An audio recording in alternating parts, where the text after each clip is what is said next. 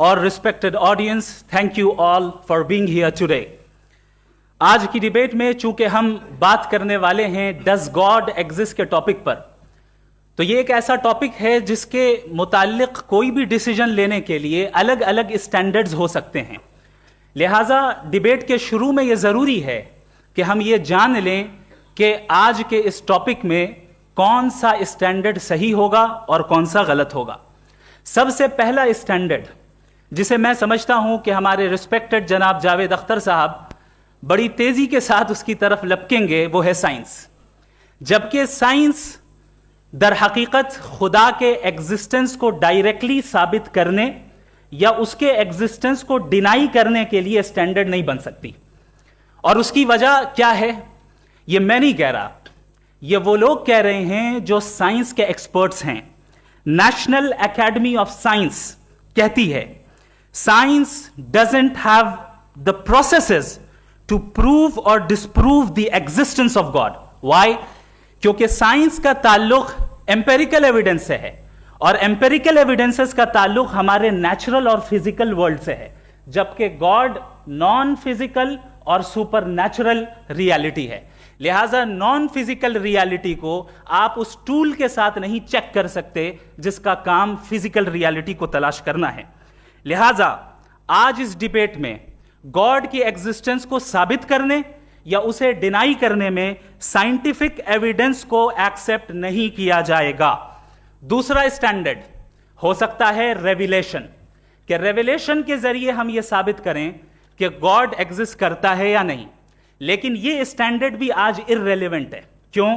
کیونکہ ریویلیشن میرے نزدیک سورس آف نالج ہے، ویلڈ سورس آف نالج ہے، لیکن ہمارے جاوید اختر صاحب کے نزدیک یہ ویلڈ سورس آف نالج نہیں ہے.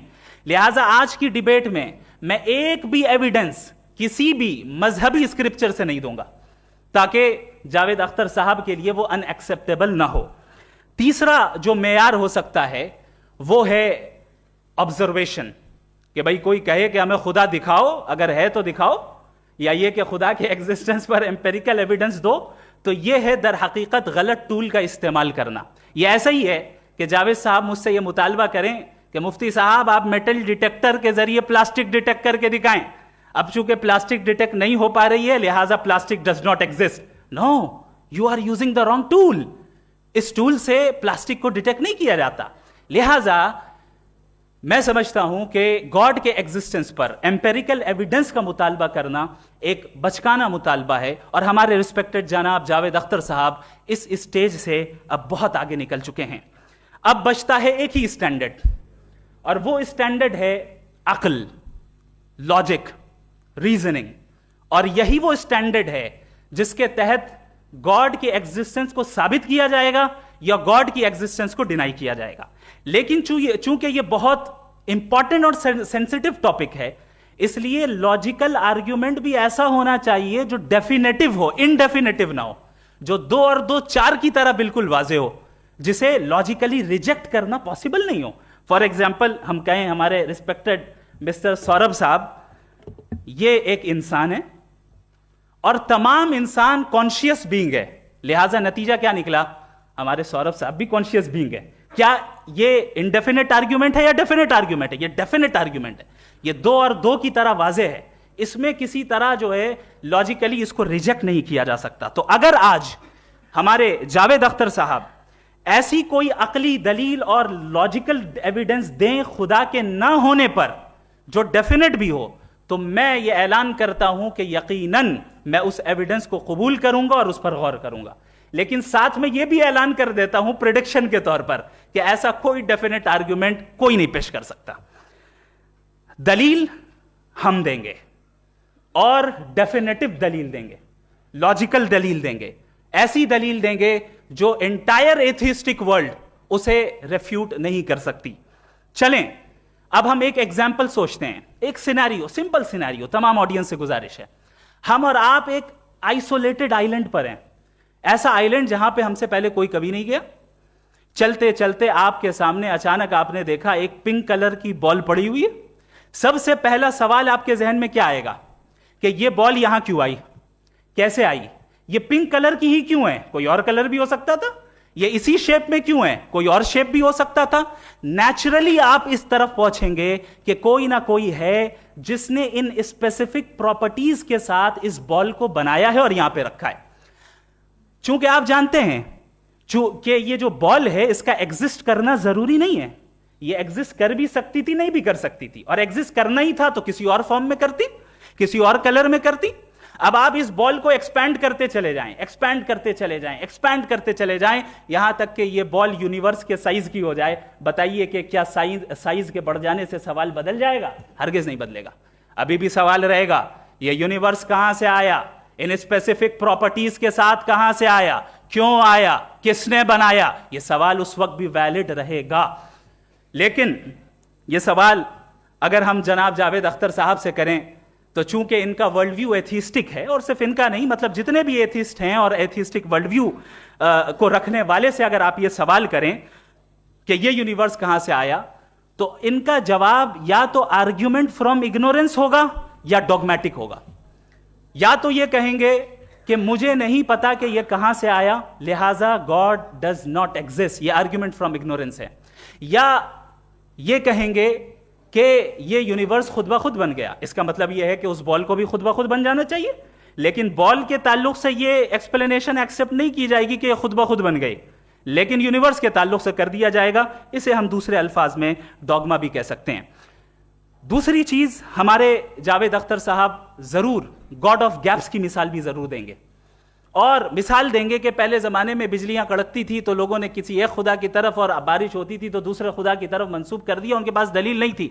यह हमारा वर्ल्ड व्यू है ही नहीं, यह हमारा वर्ल्ड व्यू है ही नहीं, क्योंकि नेचुरल फेनोमेना के प्रोसेस की इंटरप्रिटेशन को जान लेने से यह कहां से साबित हो गया कि गॉड एग्जिस्ट नहीं करता है। इस पर मैं इंशाअल्लाह अभी आगे बात करूंगा। आप हजरात ये भी देखेंगे, और मैं ये एक्सपेक्ट करता हूं कि हमारे रिस्पेक्टेड जनाब जावेद अख्तर साहब जरूर इमोशनल आर्ग्यूमेंट्स भी देंगे, जो कि एक लॉजिकल फेलेसी है जब बात आती है ट्रुथ को डिसाइड करने में। क्यों? मिसाल के तौर पर वो कहेंगे कि अगर गॉड है तो ईविल क्यों एग्जिस्ट करता है, जबकि मैं कहता हूं ईविल का एग्जिस्ट करना गॉड के एग्जिस्ट करने की दलील है, उसके खिलाफ नहीं है। चूंकि अगर गॉड है तो हम सब उसके सामने अकाउंटेबल हैं, और अगर हम अकाउंटेबल हैं तो अकाउंटेबिलिटी के लिए ईविल का मौजूद होना जरूरी है, उसके बगैर हम अकाउंटेबल नहीं हो सकते। और अगर हम अकाउंटेबल नहीं हैं तो हम जनाब जावेद अख्तर साहब से पूछेंगे कि आप बताएं कि फिर सफरिंग इस दुनिया में क्यों है? अगर खुदा नहीं है तो सफरिंग क्यों है? और उन लोगों के जज्बे का क्या जिनके अंदर सफरिंग के बाद इंतकाम लेने का जज्बा पाया जाता है और वो इस दुनिया से ऐसे ही चले गए, क्या उनकी सारी तकलीफें बेकार चली जाएंगी? अब आ जाएं उसी एग्जाम्पल की तरफ कि बॉल, मुझसे अगर कोई पूछे इस बॉल को किसने बनाया और या इस एक्सपेंडेड बॉल को किसने बनाया, मैं कहूंगा कि चूंकि ये यूनिवर्स और इस यूनिवर्स की तमाम चीजें कॉन्टिंजेंट हैं। कॉन्टिंजेंट होने का मतलब ये होता है कि जो अपने एग्जिस्टेंस पे किसी के ऊपर डिपेंड करती हो, तो जाहिर है ये यूनिवर्स कॉन्टिंजेंट है। और अगर कोई चीज कॉन्टिंजेंट नहीं है तो मैं रिक्वेस्ट करूंगा कि मुझे दिखा दें कि कौन सी चीज यूनिवर्स में कॉन्टिंजेंट नहीं है, हम भी जरा गौर कर लें और हम भी देख लें।